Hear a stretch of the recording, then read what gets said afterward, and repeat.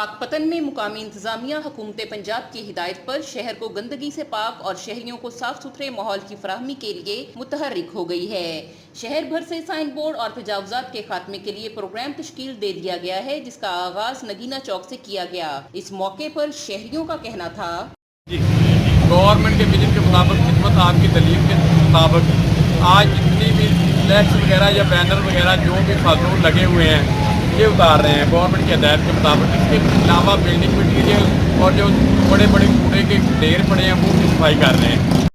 हुकूमत पंजाब ने जो ये मुहिम चलाई है सफाई वाली, जिसमें हम ज़राए इंतज़ामिया बिलखुसूस municipal committee Pakpattan chief officer साहब और म्यूनसिपल कमेटी के एक्सीडेंट साहब और एपा के ज़राए सदर अतीक भट्ट साहब को खराज तहसीन पेश करते हैं, जिन्होंने बहुत मेहनत कर हमारे शहर में सफाई और सुथराई का बेहतरीन इंतजाम किया। हम पंजाब हुकूमत को और ज़राए इंतज़ामिया म्यूनसिपल कमेटी को खराज तहसीन पेश करते हैं।